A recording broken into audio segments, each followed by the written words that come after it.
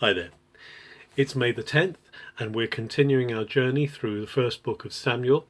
Remember that the books of Samuel in the Hebrew structuring of the scriptures are part of the former prophets, the Nevi'im Rishonim, and we are here at 1 Samuel chapters 8 and 9.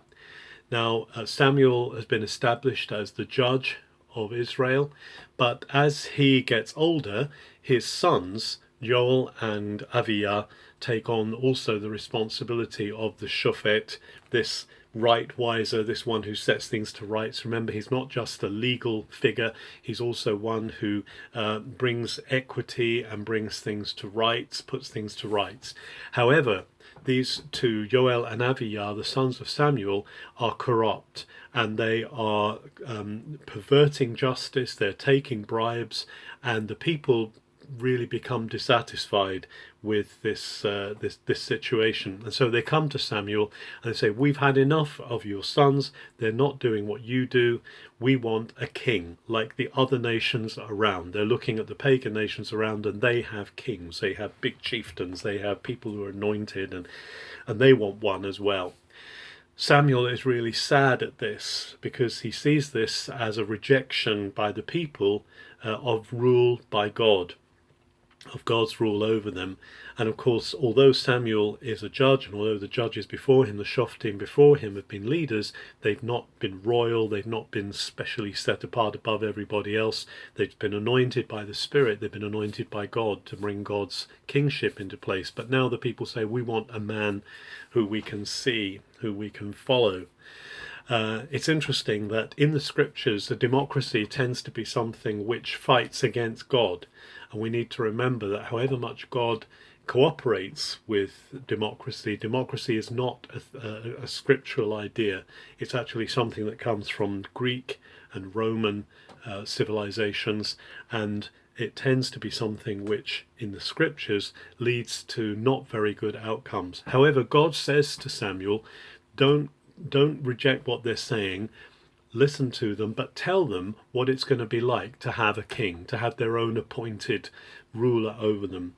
And so Samuel goes back to them, and at the end of chapter 8 he describes what it's going to be like for the people to live under a king. The king is going to oppress them, the king is going to be hard on them, he's going to charge them taxes, he's going to take their crops, he's going to take their sons and make them do military service, he's going to take their daughters and make them his servants, he's going to take all sorts of things from them and rule over them. But the people say, no, we want a king, give us a king, give us a king. And so at the end of 1 Samuel 8, Samuel sends away the elders of the people, and he is the one appointed by God to make the king.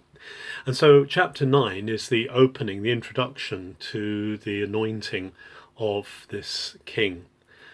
Although interestingly enough, in chapter 9 he's called a captain, a nagid.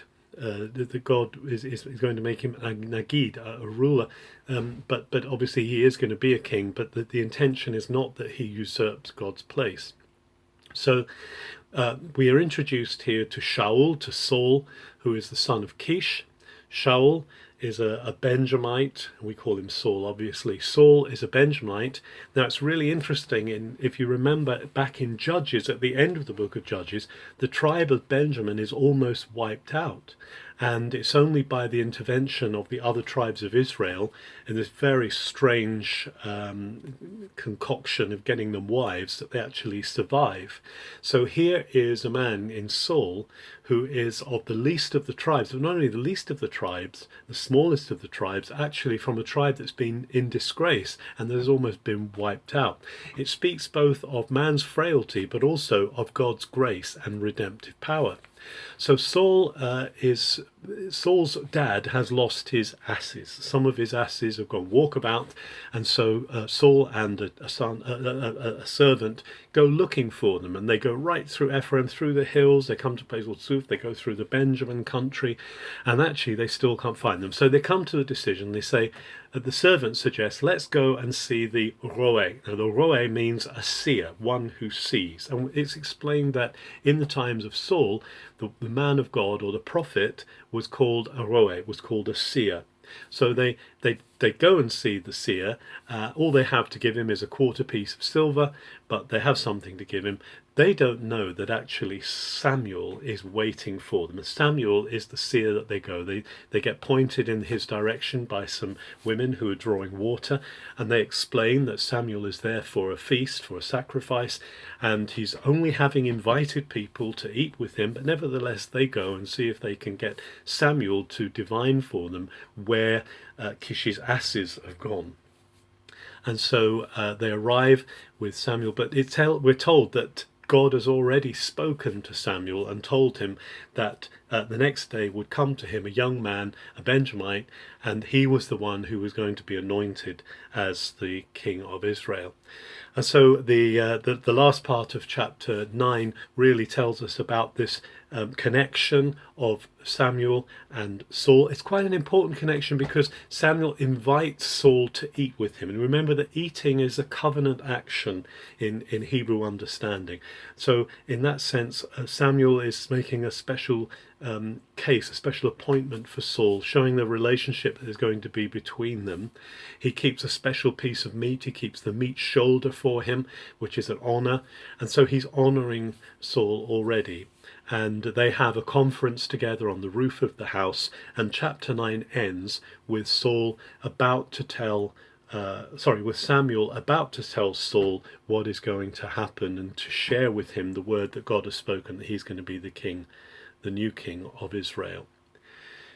It's important to see that Samuel all the time, his name is Shmuel, heard by God, but we also know he's the one who has the listening ear. He's the Shomea, the one who listens, and he's listening for God. So there's a real key here that even though Samuel is grieved by the idea of having a king, and even though he knows it's not God's best, he's still listening for what God says, so that when God speaks to him about who the king is going to be, who this leader is going to be, he is responding to God. It's just an encouragement to us today as we continue to walk with God, to have open ears, to be hearing what God is saying, be praying for those who come to us, who we can just lay a hand on and bless, and listen to God for them, what God sees in them, the gold that he wants to bring out in their lives. Have a very good May the 10th.